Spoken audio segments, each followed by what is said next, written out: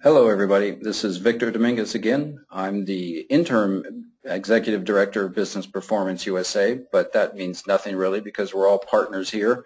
My partners are Cynthia Stewart, Jeff Stewart, and Roz Davis Grimes. And today we are hosting our webinar presented by Emily Shoup, and the topic is the Emotionally Intelligent Team. Welcome and thanks for joining us. Just want to give you a couple of quick notes, then we'll jump in. Obviously, you are attending a Business Performance USA webinar. We are committed and volunteer our time to help develop people, improve processes, and manage performance of companies and organizations. We're a voluntary-based organization, but we're also all consultants and seasoned executives, is the way I like to put it. So what we share with you today are the exact same things that we do with our clients, but we want to do it with you for free so that you can start shifting your culture and improving your organizations internally, because we think the more knowledge that's out there is better for everyone. So welcome to today's webinar on the Emotionally Intelligent Team. Appreciate your time. Today, as you can see, we've got myself, Victor Dominguez, and our presenter, Emily Shoup. Like I said, we want to make this worth your time, so feel free to ask us questions. You can ask questions through two vehicles, if you will, on your interface. You can look for the chat feature and simply chat us up, or you can ask a formal question. Whatever just suits your style, we're simply happy to take input from any time, and we encourage you. You've got executives here with myself and Emily, and my partners are online as well. So you've got a lot of brain power here, and we want to make this worth your time. So think of it as consulting on demand for you. So if you have any questions also after this, you can email me, victor@businessperformanceusa.org. And you can also watch this webinar and other webinars at businessperformanceusa.org and also on YouTube. But if you go to our website, businessperformanceusa.org, you'll see the button that's in the right side there, the B with Become a Member. Click on that, sign up. It's all free, and you can access over 50 webinars, which is quite substantive. So we encourage you to do that. So we're going to move on quickly here, and I do want to introduce Emily. Emily is absolutely terrific and has conducted a number of webinars for us, another reason for you to watch what she has done for you. And before I turn over the controls to her, I'd like to tell you a little about what Emily does. She is the owner of Shoup Training and Consulting. That's a training and business consulting firm. Emily is a speaker and coach and creator of the Central Illinois premier team building event called Rally the Team. In addition to popular programs such as the Shoup Shift and 6 Gears to Rev Up Your Culture, Team, and Leadership. Emily is also the go-to leadership girl, her words, when you want to learn about how to maximize the effort of your team right away so you can go from being just another manager to being an influential leader. Emily's clients are leaders who know that they have to get more done with less, and that focusing on their company culture and employees will enable them to be successful. We kind of call that return on resource here. You'll find Emily insightful, engaging, and energetic. I know I do, and I really, really value her time. So without any further ado, I'm going to turn the screen over to Emily and let her take it away. Emily, the button will be coming your way, and it's all yours. Alrighty. Does that look good? That looks terrific. Awesome. Well, thanks so much for the introduction, and again, I'm always happy to be here, and I like that return on resource. That's a good way to put it. And the more I work with small businesses that are struggling to figure out that next phase of growth for their business, or just trying to figure out, how do we get that competitive edge, the more I realize it's in the people. It's all in what we can do with our cultures in our organizations. That really is the competitive edge that you can have, and how you treat your people and how you maximize your results with people. And and that's how it's going to happen. So today we're talking about the emotionally intelligent team, and I would say a handful of years ago I had no idea what emotional intelligence was, and I've done a lot more research into the topic and really learned how emotional intelligence plays into leadership, and it's really quite fascinating. And I think the coolest part and the best feedback that I get from people after they've learned more about emotional intelligence is that once you start working on it to do better at work or to have a better team at work, you start to see it coming up in all aspects of your lives. It's not something that you just turn on at work and then you turn off when you go home. It just naturally flows into how you look at everything. And I find myself, I have a 7-year-old and a 19-year-old, and I find myself exercising emotional intelligence almost on a daily basis at home, and it's really neat to see how these tools can work in that environment as well. And it really just helps make you feel a lot better about how you're approaching things. So today we're going to dive into emotional intelligence, and I'm going to cover 4 different areas. There's 4 areas that I like to focus on with emotional intelligence. And so first of all, I wanted to share with you that emotional intelligence is really just a skill in perceiving, understanding, and managing your emotions and feelings. That sounds pretty simple, right? Not a big deal. But it's really cool is when you look into the research, a while back, Daniel Goleman wrote a book about emotional intelligence, and there's been a ton of stuff before and after his research and his books came out, but really started to hone in on the fact that people that were considered really successful in business had a really high EQ, so an emotional quotient, easy for me to say. And so with a higher EQ, they did much better than their peers who had a high IQ. So we used to think that, just the smartest, most book-smart people were the ones that advanced in life, but what they found through research is that it's the people who deal with emotions really well that can help have a much better success in business.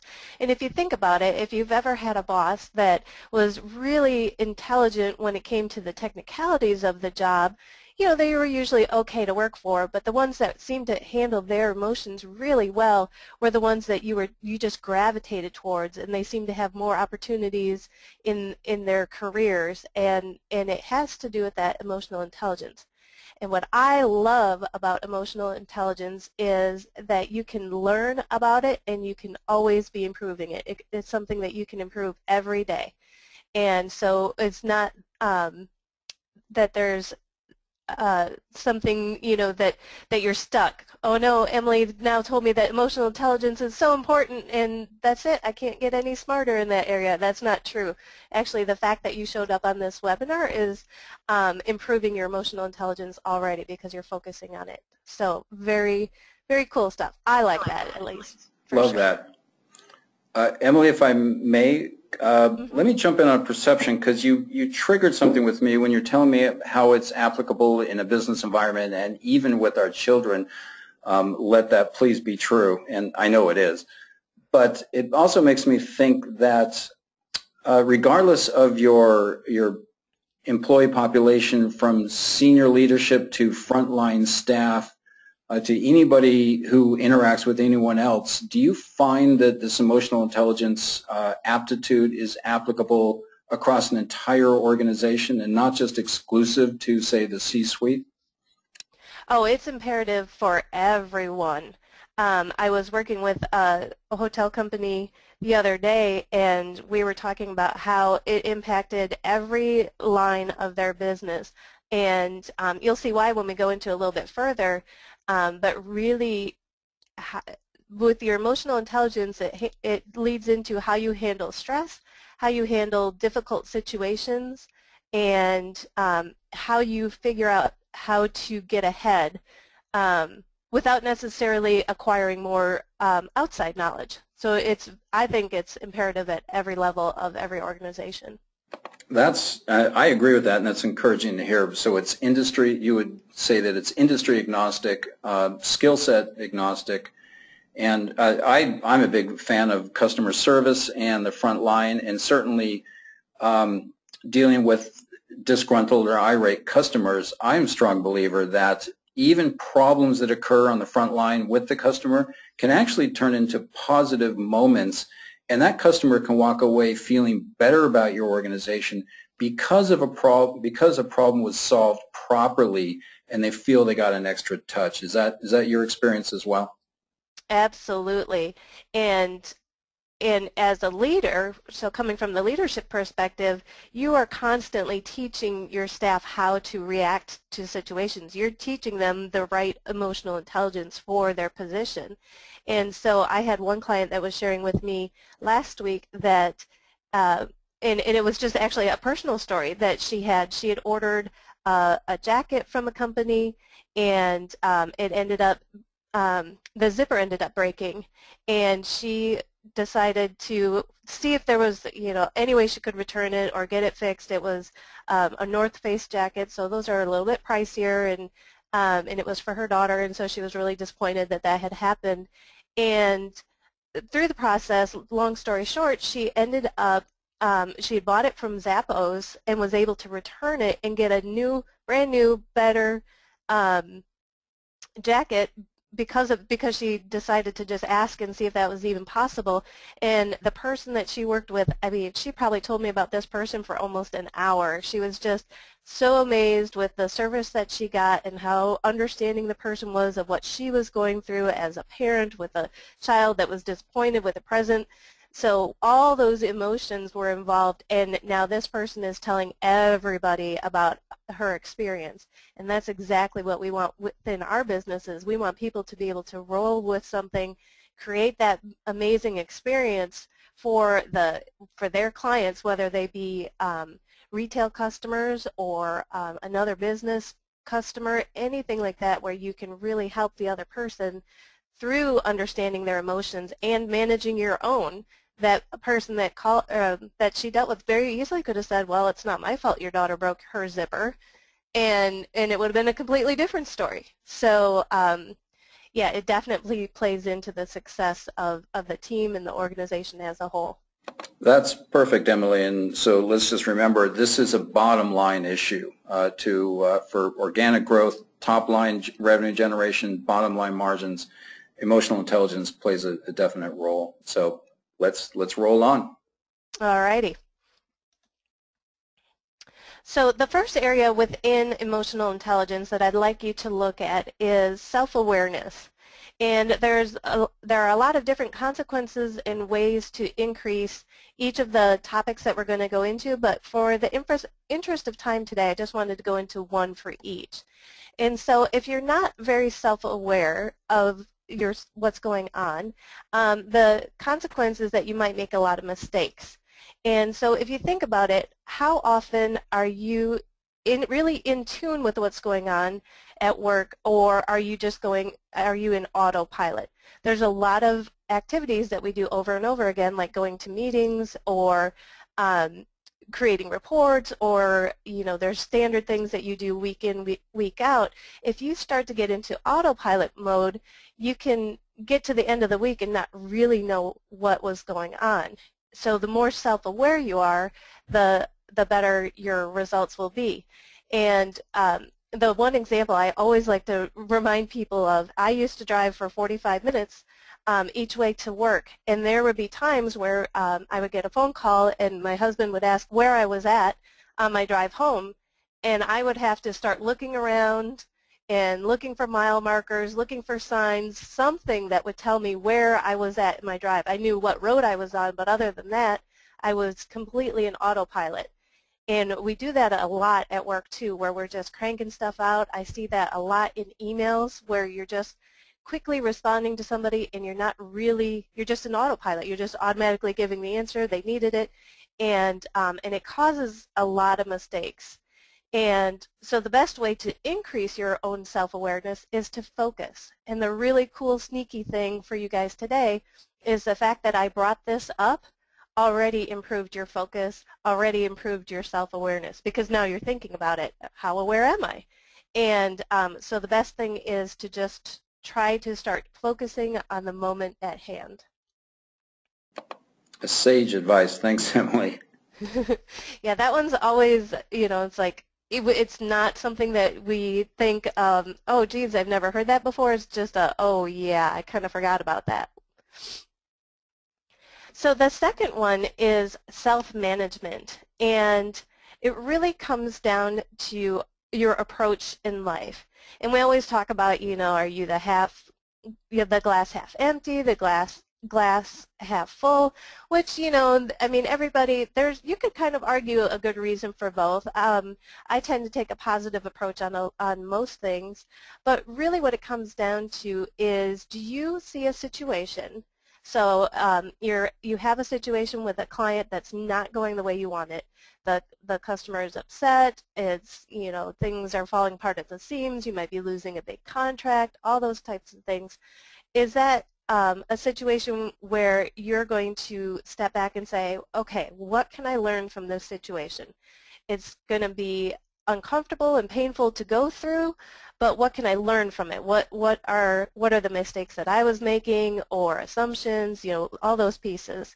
And again, we could go into that in much further detail, but so what are you choosing to learn from it? Or do you sit back and you say, well, had Bob and Susie and Carlos down the way, if they would have done their job, we wouldn't have this problem, and you start to resist it. Or it's the client's fault, or it's somebody else's fault, or, I can't do anything, my company's too big, or I can't do anything, my company's too small. It's always fun to hear, you get that argument from both sides, that the grass would be greener if.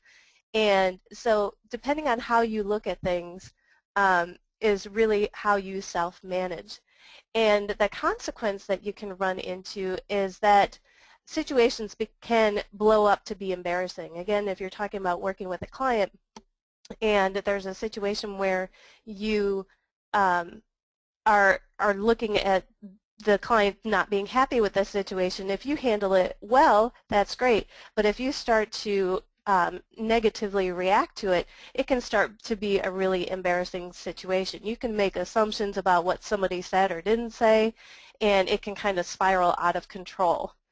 And the best way to increase this, and this again is a good lesson for your children if you're a parent, is to accept that you are in control. Nobody can decide for you whether or not you're happy or upset about a situation. That is all within your own body. It's between your ears to figure out whether or not you are upset about something, or if you're going to look at something and decide to learn from it. It is completely up to you. And I always like to also look at it as, with my business, I started my business, which was a huge risk, and that was something that I was completely willing to do because I felt like I was in control of my actions and my outcomes, and I had a direct say in how that would go. And my husband, on the other hand, thought that that was crazy, that taking that kind of risk to start a business is absolutely insane. And if you called him up today, he would tell you yes, he still thinks it's crazy. And he's just not willing to make that kind of risk, which is great because he's in banking. And we don't want bankers taking that kind of risk. But the funny thing is he enjoys lighthearted gambling, in small amounts of gambling. And to me, gambling $20 is insane. I just have buyer's remorse. It tears me up to make that kind of gamble. And so it's all about how you look at the same situation. One situation the same situation, you can look at it as crazy, insane, and the other person can look at it as, well, that's an opportunity. It all just depends on how you look at it. And with emotional intelligence and your own self-management, it's completely up to you on how you decide to see that opportunity in your business. Have you seen that as well, Victor? Yeah, I have, certainly, and I've seen it and I've ignored it both. Because that gets into the self-awareness. But let me clarify a couple of things so we can kind of focus on action items for our audience. So in regards to self-management and consequences, another way to define that would be accountability, because we're more transparent than we may realize. People can see us, read us, and if we're accountable for our actions and emotions, is that not one of the first steps for self-management to quote, own up? Right, yeah, that's a great way to look at it. And it's funny that you use that word because that word's been coming up a lot with my clients lately because they want to hold people accountable. So I'm curious to see where you've seen this come up, especially in the self-management piece. Where's that word accountable coming up? Well, you have to be careful with the word because accountable can cut two ways. I think when you're managing your own emotions so that you can better interact with other people's emotions, you need to be accountable to your own situation, maybe your own success or failure in a particular instance, but mostly the issues come up when there's problems. And the finger pointing is the first sign of a non-performing or poorly performing team.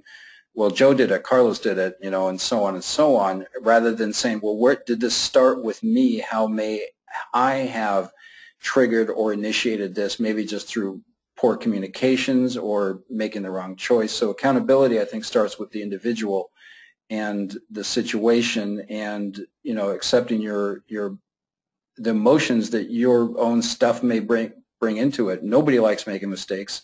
That triggers fear, and so I think that's part of it, and that's where we try to separate the difference between when we're dealing with problems or issues. Is it a people problem or a thing problem, or you know, a business issue? And the emotional intelligence helps us separate the two between our own personal issues and personal issues of our team, and then really going into more direct root cause analysis of what the problem is. And then we can quickly stop focusing on people and personalities and then focus on the actual business issue. Right, and I've seen it where, you know, you're looking at a situation and I want to hold this person accountable for their actions, and if you are too emotionally attached to the lack of result, right, that's causing this concern, it's hard for you to step back, and so I'm always trying to refocus and say, well, what can we learn from this? What, you know, where are the pieces that didn't come through the way you thought it was? And you know, there's a lot of times where it's a gap in communication. Either there wasn't a plan to communicate from production to sales, or there wasn't any means for that to happen, or you find out that you yourself thought you had done something or had communicated or had set that expectation, and it wasn't clear to the other person, and they were just trying to do their job and trying to do a good job, but there was missing information. And so if you are approaching those types of opportunities with less emotion and more of a, I wonder what we can figure out from this, and how can I learn to do better? And then I always look at it, how would I want my team to react? I want them to look at a situation and not tell me who did it and who didn't do it, and a laundry list of those kind of things. I want them to tell me, okay, well, here's what happened, here's what we learned, here's how we're going to do it differently moving forward. And I think the more I show self-management, the more they can employ it as well. So lead by example. Exactly, exactly. And so the next one, number 3 here, is social awareness. And this has to do with, you know, they all tie together. Sometimes you could almost put them all into one. But it's really how you are reacting to others' feelings, their needs, their concerns, and being aware that people have other feelings, needs, or concerns, and making sure that you're understanding what's going on.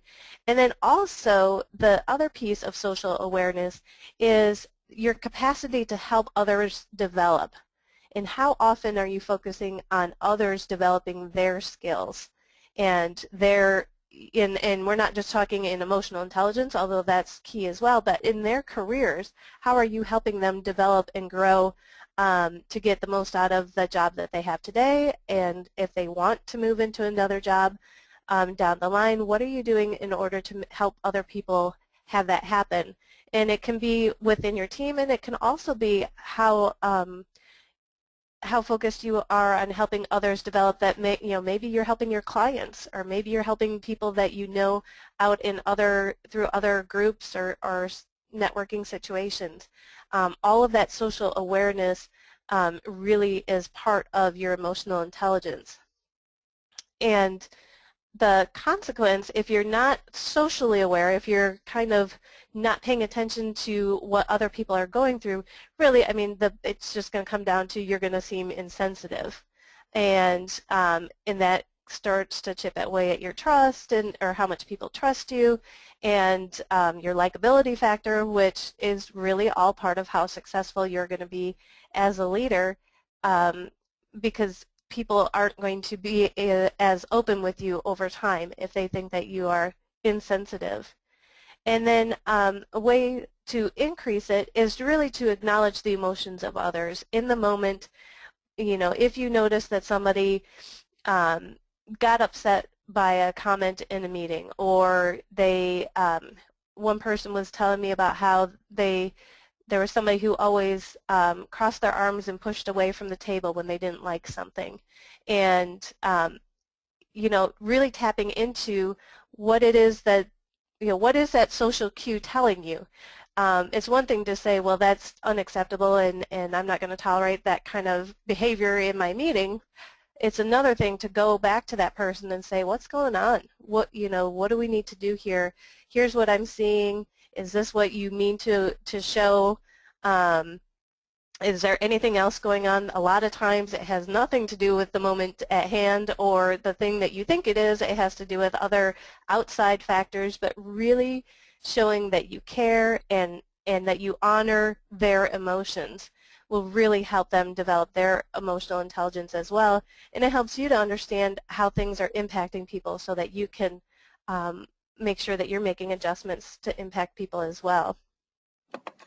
That's excellent, Emily. Thank you. And I have a question from the audience, and I appreciate that. They submitted it just via chat, and you're certainly welcome to do that. Just chat us a question or even a comment. Feel free to consider yourself part of this dialogue and contribute to thoughts as well. We want to hear from you. But in terms of consequences and being insensitive, the question is, and I'll paraphrase to cut it down, is how should one approach giving a critique to an employee who has made a mistake or performed poorly? Without coming across as insensitive, so they've... Correct. Okay, so they've had a lack of performance. So rather than just saying, hey, Joe, you really blanked up, get it together. Oh, come on, that's my favorite way. Yeah, and so obviously it depends on the whole situation, but let's take it just from the emotional intelligence aspect. So we're talking about self-awareness, self-management, and social awareness here so far. Really looking at the situation, and I always like to say, let's do a little CSI and a little crime scene investigation. All right, this did not go the way we thought it did. Where was the breakdown? And I think the best thing to do is to ask questions. So if somebody came up to you and said, you really messed this up, don't let it happen again, you're probably not going to get that far.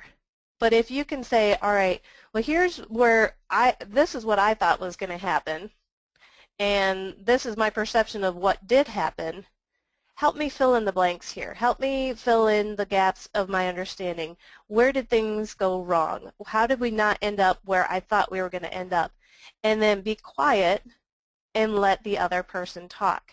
The key is to get ownership in that situation from the person who is struggling.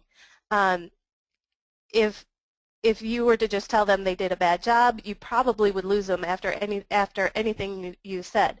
So what you want is an engaging conversation where they can tell you, well, here's what happened. You know, I had too many things going on. I mismanaged my time. I didn't understand something and I didn't ask any questions. You know, whatever the case might be. And let them share that with you, and from there you can decide what's the resolution. You know, and on the rare occasion that you get somebody who says, well, I just didn't think it was that important, or I think it was good enough, then it's up to you to decide, okay, well, it wasn't good enough for my standards, so how can we get it to the standard that I would like it to be at? And again, you're pushing it back on them to explain to you how they're going to do that. And you can look for opportunities to teach them of how you would like things done on your team, but really it's on them to explain to you what that might be, what the steps of action might be, because then they'll have more ownership in it, and you'll get better results. Okay, very good. Thank you for that question, and if you have further comments or additional questions, just let us know. So Emily, critique me. I may start that type of conversation about acknowledging a mistake, and the first thing I will often do is acknowledge that the person's intent was good, that they meant to achieve this, and get them to acknowledge that exactly what their intent was, so that we can at least form that common ground that, okay, we wanted to serve the client in this regards or serve the customer in this regards, so you did X to get the proper result. And they would then confirm that at least their intent, but then we can move into, did their actions really deliver the proper results? And then we can shift from just get blaming out of it and shift into an analysis of actions and results, and let that be a learning experience. Is that a proper approach?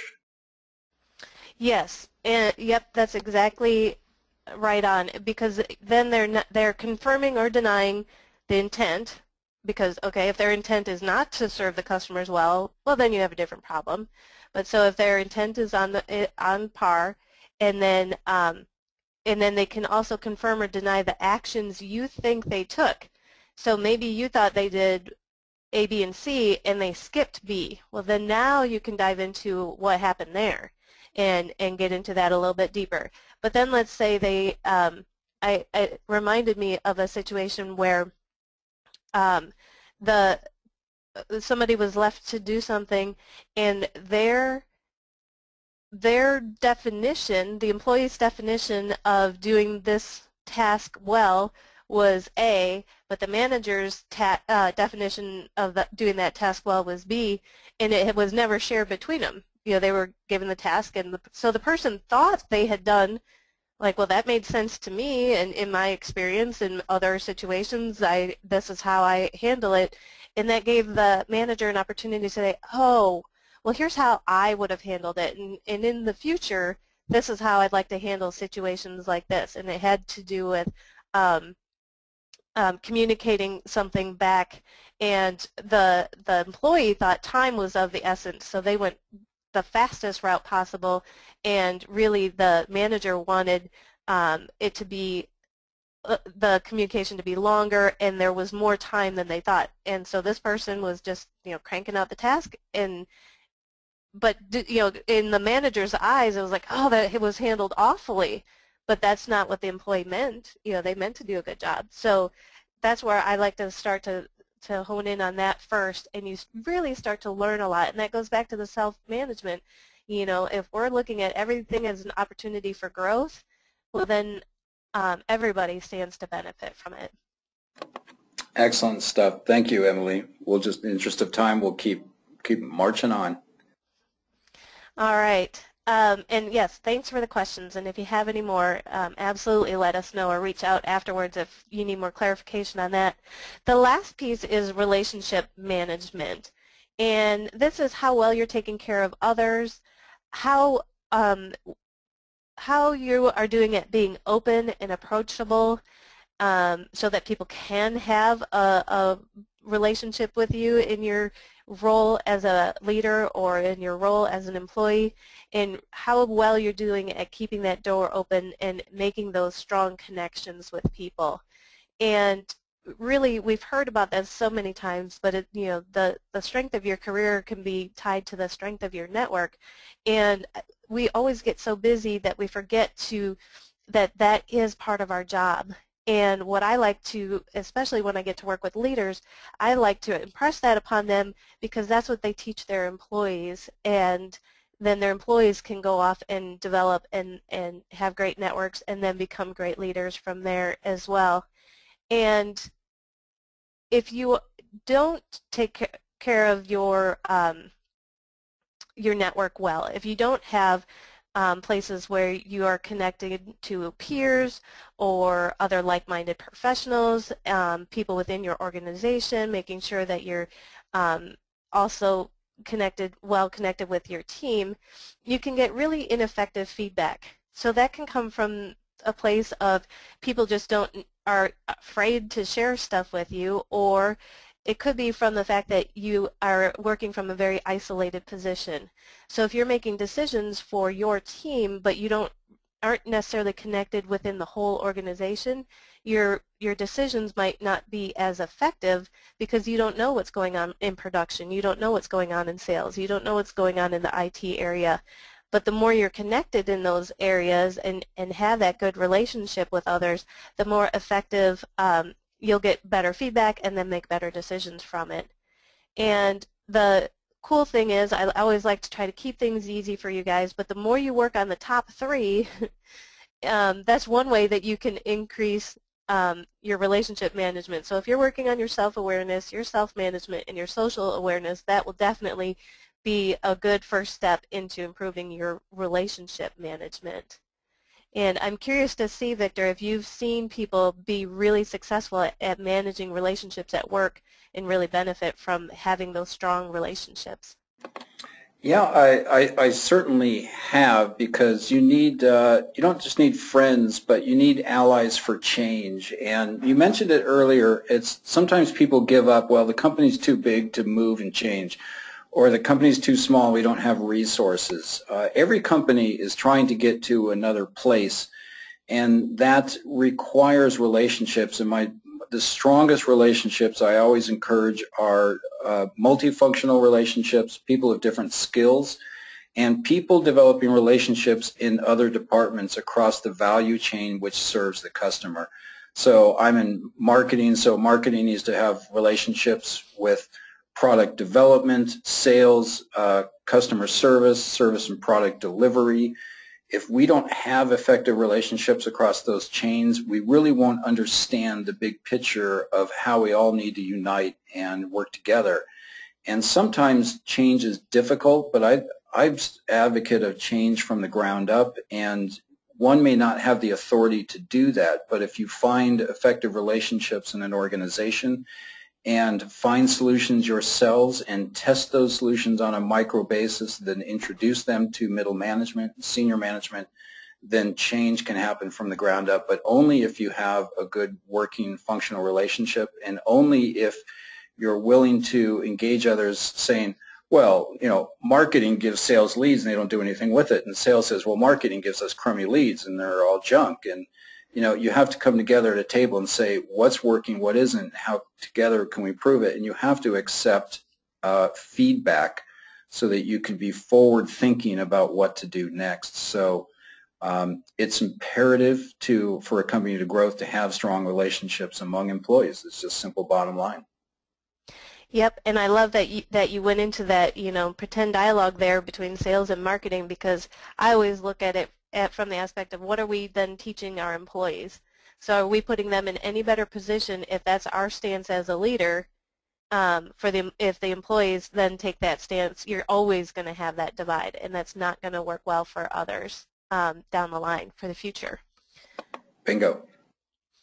Okay, so we've covered the 4 different areas, and I have a little bit of a pop quiz for you guys, because who didn't love that when they were in school? Just kidding. I didn't love it at all. um, You're weird, Emily. I did not like that. So, but it all ties into what we've been learning. So I'm going to hand the reins back over to you, Victor, so you can run the poll and let us know how it goes. Okay, I'm going to launch the poll. Here it is, everyone. Multi-choice. So are you actively focusing on the webinar? Did we catch you multitasking? I'd be shocked if we didn't, but I'm biasing your response, and you just don't know, and that's a legitimate answer. So click 1, 2, or 3, and we will close this thing out, and we'll look for some feedbacks. This is a good self-awareness opportunity here, if you will. So 1001, 1002, 1003, and we are going to jump in and close this out. Okay, so, well, this is a really engaged folks, because 85% of the people are actively engaged in the webinar. A mere 15% was multitasking. If I had voted, I would be in that group, because even though I'm doing all this, I'm still multitasking, and shame on me. And everybody's aware of what they're doing. So that's terrific news. Yeah, well, that is pretty impressive. Because every time I ask this, you know, we talk about self-awareness and being focused on the moment at hand, and you know, we go to training, and especially in a webinar setting, it's very easy to have email going, other things going. But with this talk on emotional intelligence, I really wanted to bring you back to how important this is. And you know, we don't know who gave us which answer, so hopefully you were honest. But if you weren't actively focusing on the webinar and you were multitasking, think about the impact that has on your business, and how often do you do that within your team, within your leadership? Is that something that comes up for you, something that you need to improve upon? And it's one of those kind of curses of the world that we live in, but it's also very imperative to have good emotional intelligence to not multitask, especially when you are engaging with people face to face. That's when I'll tell you is the most important time. Okay, with that, we're going to go to the next question here, which is, what have you been feeling in the last 5 minutes? And I'll hand it back over to you to throw out the poll. Okay, you can read it right there, but what have you been feeling? And this is kind of tapping in and being honest with yourself. My vote is, I've actually been feeling mildly anxious, because I'm trying to make sure I do a good job here. So anxious isn't on there, but to be perfectly honest, that would be my category D. But we're going to give you a couple of minutes here and tap into your own feelings. And while you're doing that, Emily, I'll float a question out there. We are very much a feeling-based society, and it seems we're kind of losing some analytical skills. So when you hear people talk, they tell you about how they feel, not necessarily what they think and rationalize. And this is kind of, in my head, a contradiction with the power of emotional intelligence. Do we sometimes give too much weight to feeling? But I'm just floating it out there while people answer the question. And I'm going to close the poll. Oh, my apologies. I didn't even have the poll open. See, I'm too anxious about doing a good job, so I don't do a good job. I don't know what that says about me. But here's your questions, and here's your answers. You can click on these. And how do you feel? Do you feel awesome? Something less than awesome? Or are you just not sure about what you're feeling during this webinar? We're getting polls in progress. It's kind of split right now, and I'm going to give it a few more seconds, and I'm going to close this poll out in the interest of time. Here we go, closing out. So we've got a straight split, Emily. 50 are awesome, and 50 are something less than awesome. And what do you make of that? Well, that is interesting. I'm kind of excited that nobody said that they don't know what their feelings are. So at least people were able to weigh in one way or the other. And the idea here was, again, with all these pieces of your emotional intelligence, if you don't know how you are feeling at the moment, you don't know how much feeling you are adding to the circumstances. So what you were talking about with, you know, making a technical or a logical decision, and people talking about their feelings in those scenarios. So it's a very it's important to know where your feelings are, and then if it's impacting your logical, um, I guess, decisions, for lack of a better term. So if I'm feeling anxious, and then you ask me about whether or not, you know, I can take Friday off, my answer is going to be very different if I'm anxious about something else. Or if I'm really worried about this project that I'm working on, and then you come in and say, you know, I've got this new idea for expanding our sales and marketing, and I'm so concerned about so worried about this other project and whether or not it's failing, I might not give you the right feedback because I'm worried about something else. And so that all taps back into the self-awareness, that self-management, and then also allows you to, it's hard to be socially aware of other people's emotions if you don't know your own as well. So you want to make sure that you do know how you're feeling. And this one, when I ask large groups this, I would say it's almost always split, where people, and then there's times where people are like, you just threw me off and now I'm blank and I don't even know what I was feeling. But some people are kind of, you know, excited because we're learning something and it's fun, and they're trying to figure out where they can put this into their repertoire. And then other people are like, oh man, I don't know how good I've been doing the last, you know, couple of years or months or this week even, and so they kind of tend to start to beat themselves up. So those are two little questions that would be really good for you to ask your team. You know, if you, in the next team meeting, go ahead and ask them, like, hey, what have you guys been thinking about in the last 5 minutes? And if you've been having a meeting about a launch of a new product and people have been thinking about, you know, what's for lunch, or, you know, that their kid is at home sick, or that this other project is due at the same time, or the client that they need to get back to, you know, those are all really good things to know, and really good for you to help them to start focus and say, you know, let's give this the time that it deserves right now, and let's find time for those other things so that they can stay focused. So it's all about helping people teach focus by you showing that focus. And then the same with the feelings. It may seem odd to ask, but you'll get good feedback the more often that you do it. So let me ask you, I will have to move quickly, but is that a little, I use a pressure cooker sometimes when I cook, so is that a little letting some steam out of the pot so things don't boil up? Oh, I like that idea. Yeah, it's to me, it's, you know, it's just calling it like it is, that we have other things going on. And one meeting that I was in, there was a girl who was like, I'll be honest, I'm worried about this big event that is right after our meeting, and I really can't focus. Well, then it really helps me with my expectations of her, and it gave her a relief to say that this, you know, this was going on, and I'm not fully focused. And okay, well then when can you be focused? You know, Yeah, would tomorrow be better? that's authentic, and that's part of what this is all about. So I'll Yeah. just throw out one last thought, and this little bit of ounce of prevention really eliminates the pound of cure, and some managers really don't buy into emotional intelligence and the small measure of time it takes to manage one's own emotions and the emotions of their team.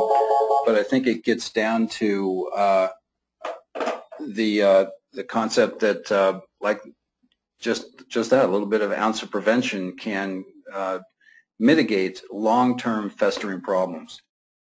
Right, and it's funny too, because those managers that kind of resist it usually would say to you or I, you know, it'd be great if my team was emotionally intelligent, but I don't, you know, I don't have time for this. And it's kind of, well, Right. it's not going to work that way. Um, but So today we covered self-awareness, self-management, social awareness, and relationship management. And I realized we went super fast. Those are the 4 areas that I like to go into a lot more depth. But I wanted to give everybody something that they could absorb today and just a couple things that you could take action on and work on improving your emotional intelligence going forward. If you just do the 4 simple things that we talked about, you will be many, many steps ahead in your game. And just remember that it's not set in stone. You could feel like you had a bad day when it came to being emotionally intelligent. You look back at yesterday and say, what can I learn from it? And I'm going to work on doing things differently moving forward. That's the coolest part about it. You're always building off of what you had, and the more self-aware you are, the easier that all gets. So it all starts with that self-awareness.